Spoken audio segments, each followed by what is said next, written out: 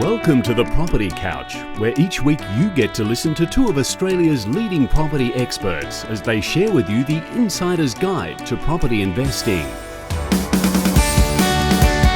All right, folks, you're on the Property Couch, your insider's guide to property investing. I'm Bryce Holdaway, co-host of Location Australia on Foxtel's Lifestyle Channel, and he's Ben Kingsley, the chair of the Property Investment Professionals of Australia and the current Property Investment Advisor of the Year. How are you, mate? Good. Yourself? Not too bad. Hey, look, I think the results for the Property Investment Advisor of the Year will come out soon. They will, probably in the next couple of weeks, mate. Mate, I'm still very confident that you'll get a good show in there, but it remains to be seen. But lots of stuff happening for us in the last couple of weeks. Yeah, we've been busy. We've been on planes and done a few keynotes at the CPA Congress in both Melbourne and Sydney. So they were well attended and good feedback. So spreading the word, spreading the message, educating the community, all of the above. Yes, and we did the topic, our keynote talk was how to create $2,000 per week passive income. Yeah. And it's no coincidence, that's the name of our book as well, which is very, very close to hitting the newsstand. So we'll, again, if any of our listeners are interested in getting a copy of that book, they can go to thepropertycouch.com.au/book, put in the discount code TPC. Well, we're giving them a discount. Give them a discount. Loyal listeners. And do you know how good we are to our loyal listeners? It doesn't matter if they put uppercase TPC or lowercase TPC, they'll still get the discount. Ah, who did that genius work? Well, you know it wasn't us.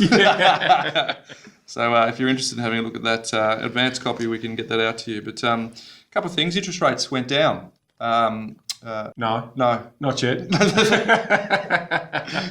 Should I rephrase that? Interest rates actually went up. A lot of the four-pillar lenders put their rates up, and it's interesting to see what impact that had on the market, because in Melbourne, the clearance rate was in the 60s for the first time in a long, long time. So you can see that the challenge that the RBA and the regulatory authorities are having, because the actual downwards pressure on interest rates was causing lots of confidence around property. But as soon as they put it up, you can see immediately that this had some impact on sentiment. Yeah, look, I suppose one sunrise or one weekend doesn't make a storybook for me. That the bigger point around that is that obviously the banks are being pressured around Basel III and capital raising and being stronger and more secure on a balance sheet.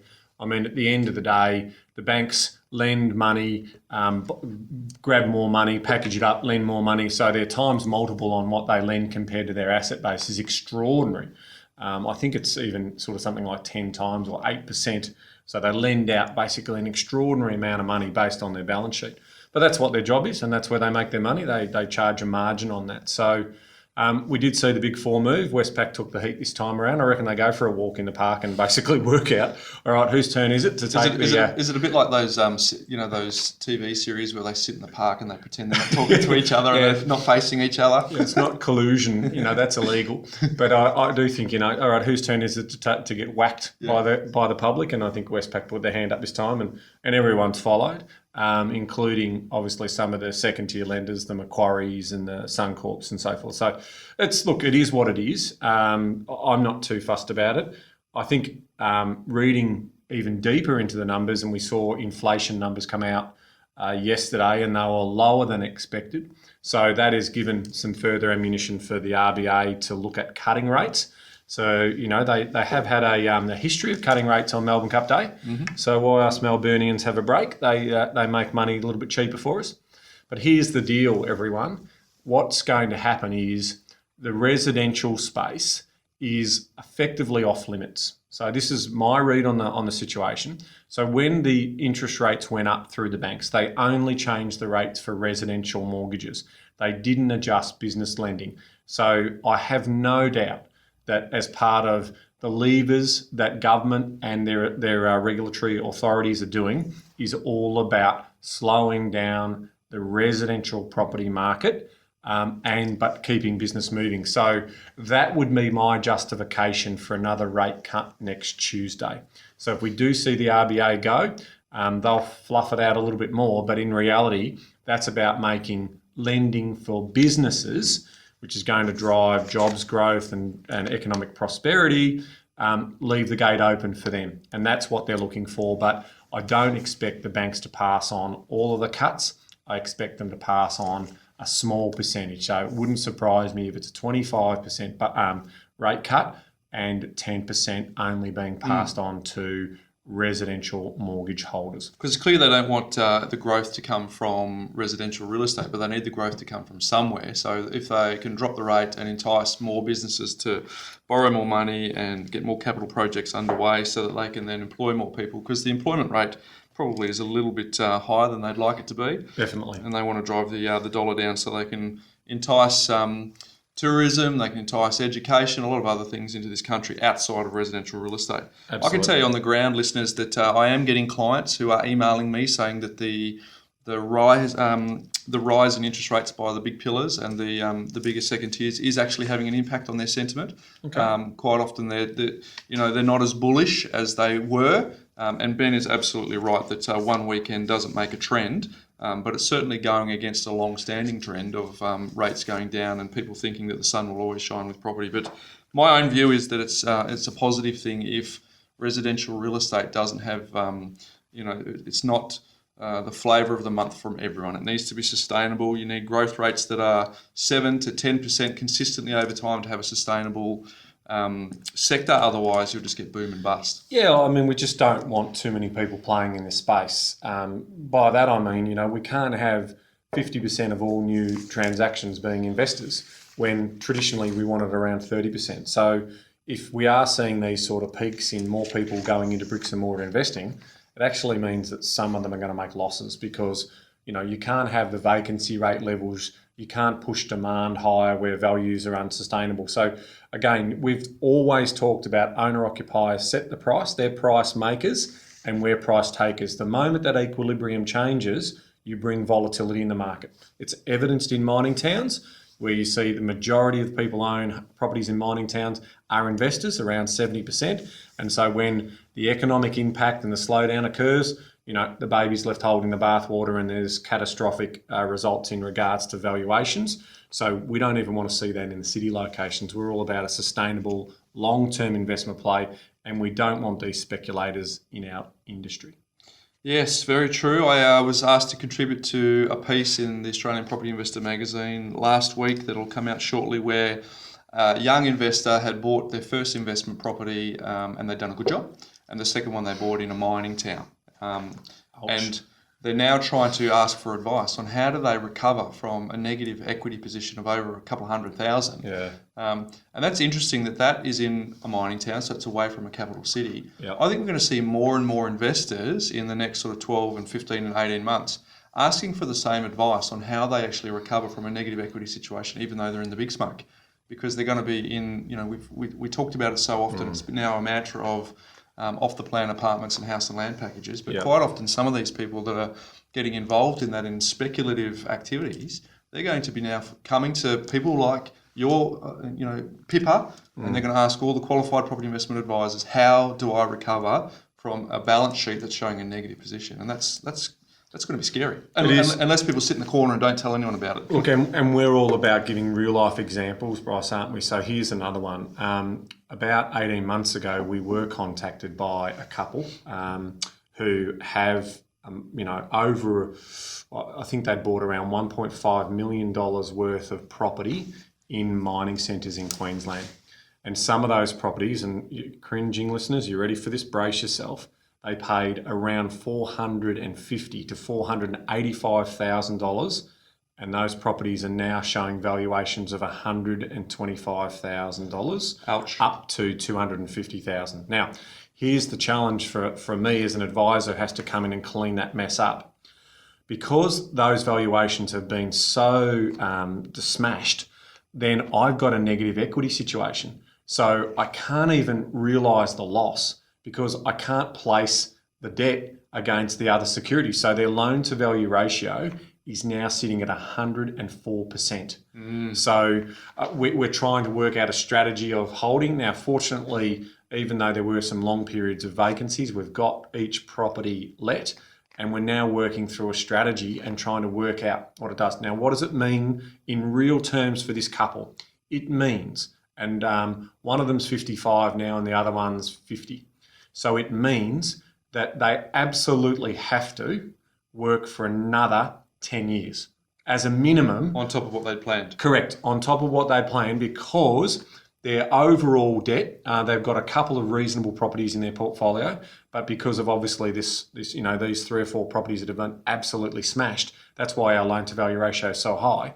So it basically means that when they do retire and they're trying to work on around a $90,000 passive income, the challenge with this couple is that we can't, we have to sell some of the better performing assets, hoping that those poorer performing assets will actually improve. Because if we realise, so an example would be that the $480,000, they borrowed $390,000 against that, and that's worth $125,000 now. So we can't clean up that debt. So with just the one transaction. So, and if we sold all of them, they'd have no. So it's just a disaster.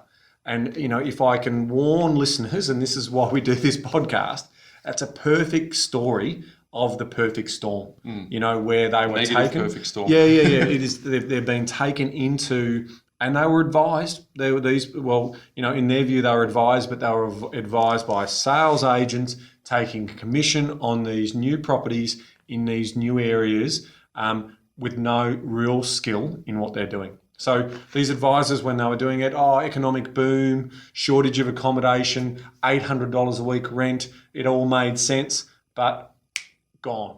Overnight, coals on the nose. So there's a lot of challenges, and this is exactly the reason why, as long-term investors, and you should be looking for advisors who are traditionally quite conservative.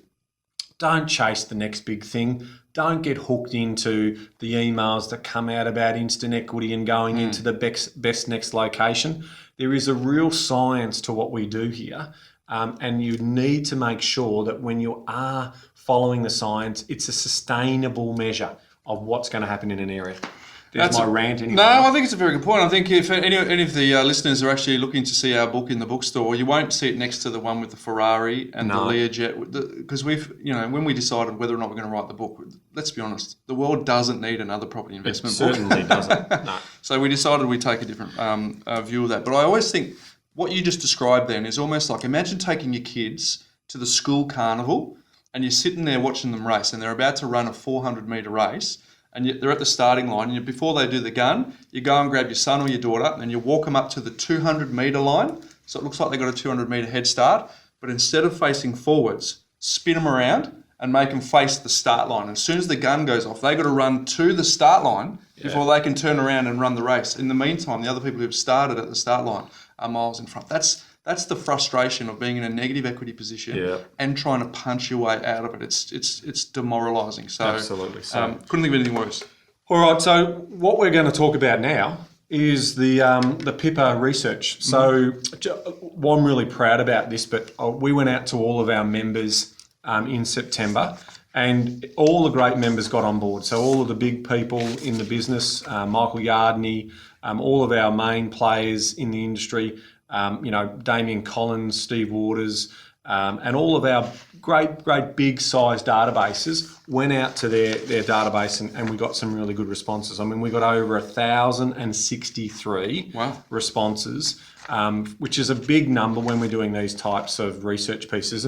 And so this is what we call our investment sentiment survey. So we're going to have it uploaded on the website. We'll have the insights report coming out there, but we just wanted to share some of the interesting findings. And I'll set it off by just sort of talking about the caliber of people who are responding to this. So if you want to have a look at what the sentiment is of what I would consider more advanced or sophisticated property investors, this is what it looks like. And here's how I know why they are, is that 67% have between 2 and 10 property investments.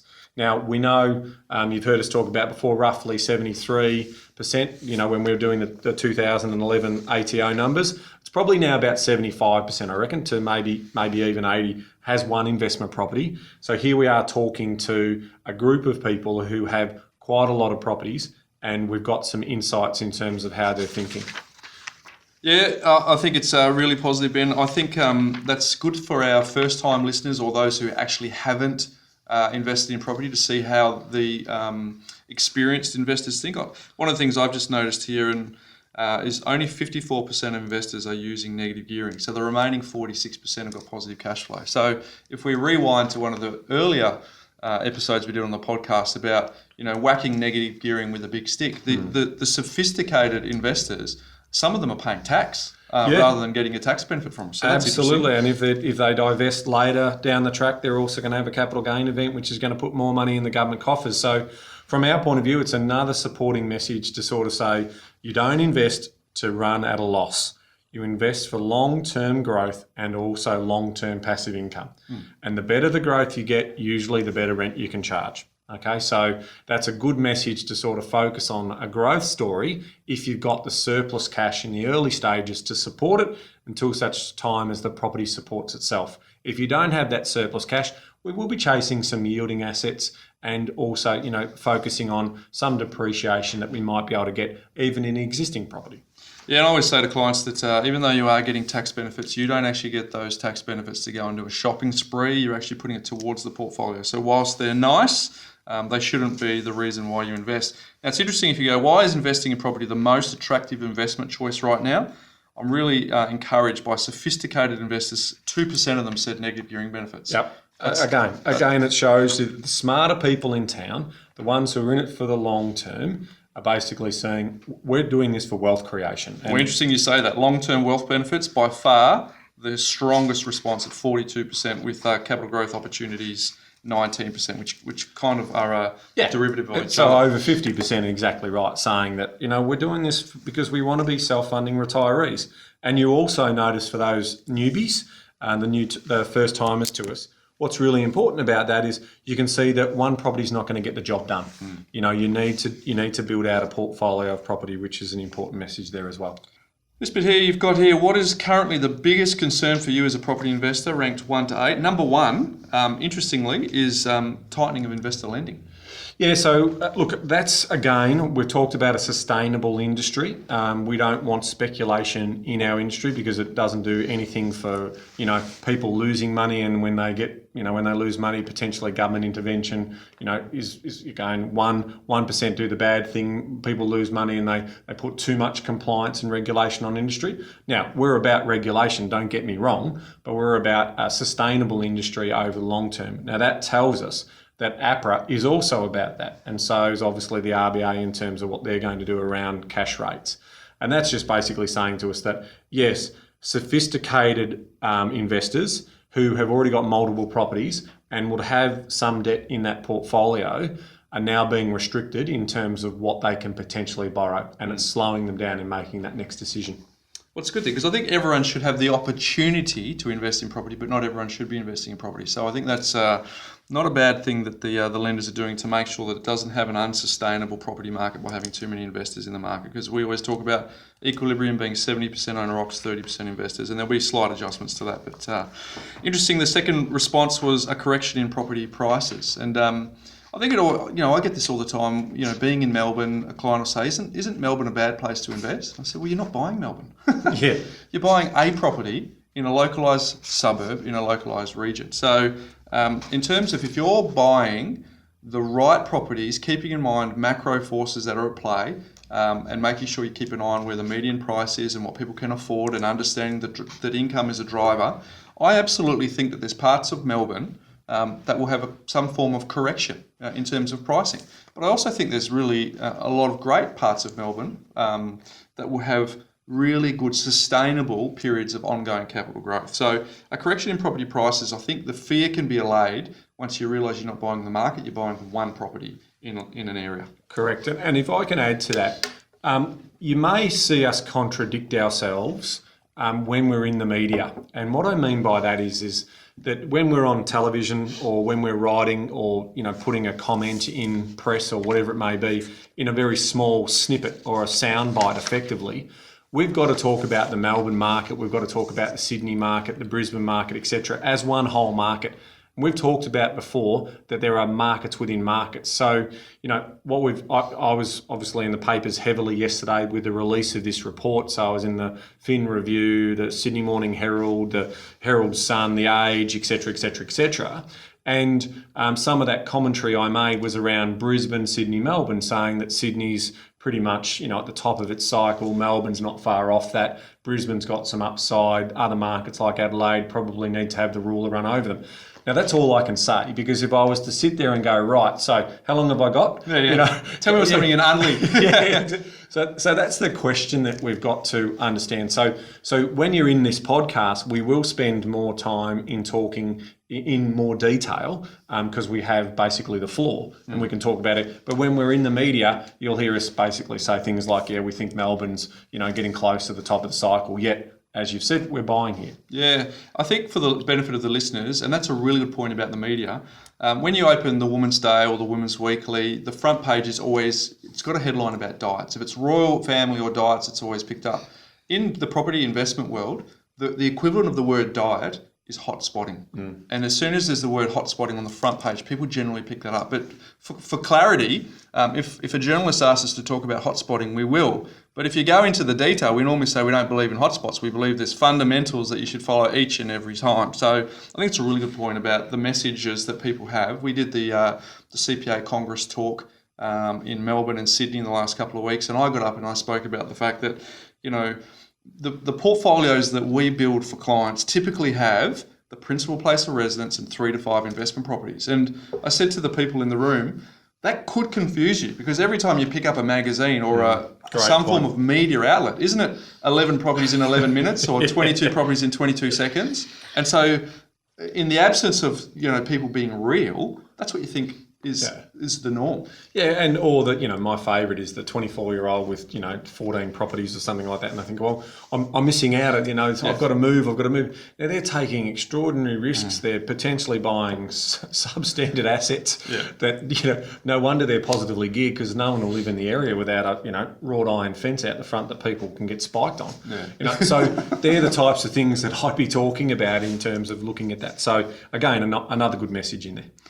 Okay, what else can we unpack here? The third worry they have is the removal of negative gearing. I think that's I think it's important to note further on what we just talked about, that 46% of property investors are positive cash flow or neutral. So it's not as if every property investor is negative gearing, but I guess that's a recurring theme that pops up ever since they did it back in 83 and bought it back in 85. And I'll put my PIPA hat on. And of course, we don't want changes to negative gearing. I mean, at the end of the day, it's in the fabric of our tax system, in the sense that if you go and borrow money, that money is part of the cost base or an expense that you outlay that should be deductible against your business activities. So, people who use it sensibly know that it's just helping them to create a self-funded retirement. So, to sort of put another handbrake on people, when the government on one hand is saying, we can't afford to give you a pension for the rest of your life, you need to do something about that. And the people who are doing that, and then this is mum and dad investors. I mean, again, further, once you download the research report from our website, you'll actually see that it's not the realm of the super rich. It's the realm of mum and dad investors who are saying to themselves, the teachers, the nurses, the police officers who are saying to themselves, if it is to be, it's up to me. I like bricks and mortar. I want to invest in property. I want to do it sensibly, and I've got the capacity to do it, and I want to buy growth assets. So I don't want to necessarily buy in areas that may not perform from a growth point of view, that might give me an income, but might give me a headache from a tenancy point of view. So you'll hear me being more and more active as this tax debate continues to rage. Here. Oversupply of property, number 5. I think that really comes down to, yesterday we had a talk with our team here, and I asked the question, does asset selection really matter? And absolutely it does. Oh, yeah. And so number 5, oversupply of property, where we're buying and where we encourage our listeners to buy, they should be having the 3 filters of owner-occupier appeal, investment grade and scarcity. Say that again. Owner-occupier appeal, investment grade and scarcity. So if you adhere to that third filter of scarcity, you won't worry about oversupply of property. You're not going to be buying in large, high density. Now, we've talked about the fact that we think that culturally, Asian and Indian cultures are comfortable with high density, and that will change over time. Yep. But currently, traditionally, the Australian citizen has favoured space, privacy, and not being part of a big sort of large community that's got no heart and no soul to it. So again, if you have a fear around oversupply of property, learn how to make better decisions around what assets to buy, because you can get rid of that anxiety straight away. And when we were talking about that to all the accountants in the room, how we said that, it's actually not that hard to find out information. If you're interested in an area, go on to the ABS website, the Australian Bureau of Statistics, and look at the planning approvals, the residential planning approvals. You can filter that down to suburb. So you can actually see the plans that have been approved by council in terms of dwellings that are going to be built in that area. So if you're interested in an area and there's lots of approvals that are coming through, well, that's going to affect supply. And of course, the biggest ones that affect supply the most are the high density and the medium density stock. So if you're looking at that area and you can see that there's a lot of apartments that are going to come online, there is going to be a period of oversupply until that stock absorbed. So if you've got a really long-term view, or if it's an area that's fairly well mature, like, if it's Bondi or Coogee or, some areas of Sydney, that one or two of those isn't going to make a difference if the overall stock's in the thousands already. But if you're talking about an area where it might be Thornbury in Melbourne and there's going to be 700 apartments that are going to come online, and I'm not saying Thornbury does have 700 apartments going to come online, but as an example, here's an area, the top end of Flagstaff, the Flagstaff Gardens area near the Vic Markets in Melbourne, there is an enormous amount of apartments that are going in that area, and there's nothing special about this Lego land. So from that point of view, and I walked past it yesterday, in fact, and one bedroom apartment selling for $469,000, and I just sit there and go, wow, good luck with that. Studios from 380. I'm like, you are joking. Yeah. So those people who are buying that type of rubbish are going to get burnt. I think common sense. Apply some common sense. Have a think about if you're in Perth, call it South Perth or Como, if you're in Bulimba in Brisbane, if you're in Moss. Think about these established areas around the country and just think, will the ratepayers allow a big high density in the middle of the suburb? There may be, if there's something special about it, it's on waterfront and they can build boardwalks and restaurants. You think about Hamilton in Brisbane, along Brett's Wharf. But a pier there, we're buying in Hamilton, but nowhere near that high density. We're buying in the established areas where you've just got to apply some common sense and go, there's a bunch of 1970s blocks here, there's beautiful period homes. Will they knock over 3 period homes and let a tower be built here?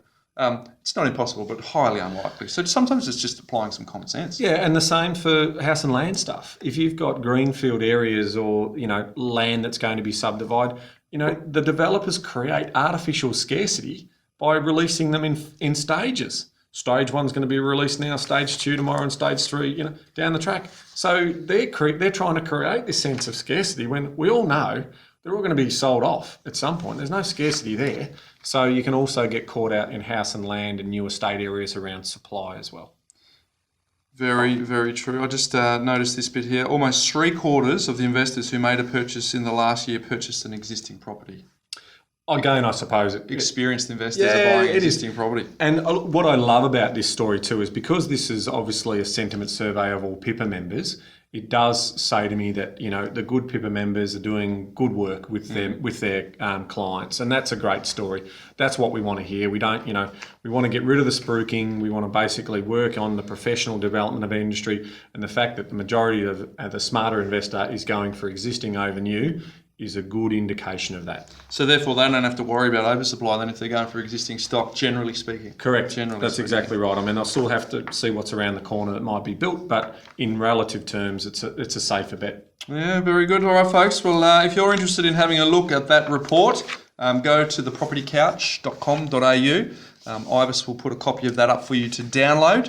So that you can check that out. Also, feel free to register, if you haven't already, for Twitter, Facebook and Instagram, because the interest rate announcement is coming out next Tuesday. Every month, Ben puts out a video and we make that available to the Property Couch listeners. It goes anywhere from 5 to 10 minutes, depending on how much gold Ben has in his cranium for the day. And it's usually not just about property, it's about the market in general and the macro effects and what impact that'll have on the property market. So check that out. Register on Facebook, Twitter and Instagram to get that first. And everyone, I'm going to be at the Sydney Property Buyers Expo. I'll be presenting on Friday, but I'll also be there on the Saturday at the PIPA stand. So come and say g'day. I'll be there for pretty much most of Friday. We've got the Australian Mortgage Awards on Friday night. We're fortunate that that our business is up for an award, so that'll be fun. And then on the Saturday, I'll be there from around sort of 11 o'clock to around 3 o'clock. If you want to come up and have a chat with me at the show, more than happy to have a chat before I fly back to Melbourne. There you have it, folks. If you want to have a chat with the Property Investment Advisor of the Year and you've got any of your questions, go and see him at the Property Home Buyers. Did I get that right? Home Buyer Property Show? Property Buyers Expo, the new name. In Sydney. Google it. We'll put a link on the Property Couch so that you can... I think we might even have a link to some free tickets or some discount tickets as well through PIPA. So I'll get that code up there as well. Ivis just gave you the panic look there. So, we're just giving our producer a little bit more work. So go to thepropertycouch.com.au and you can get access to those tickets so you can go and shoot the breeze with the Property Investment Advisor of the Year. All right, mate, 30 minutes has flown past. It has. Not a single reference to sport, so that'll please a few of our listeners. But I'll put one in. How about Aish? We got him as well. Bloody Collingwood. You got Collingwood in there. All right, folks, so another good week with the wrap-up of what's happening in the marketplace with property investors. And again, this is the point where you sign off if you're not interested in signing off around the country. But for those of you who are, Ben, where are we signing off from this week? We're Maldivian, so we're in the Maldives. All right, folks, until next week. I don't know whether this is a silent D or not, but I'll just go with it. Dane, Dahane, Dahane. Very good, folks. There you go. If you're going to the Maldives, or if you're from the Maldives, I apologise. Don't Don't let it be said you don't know how to sign off. So until next week, Tahane.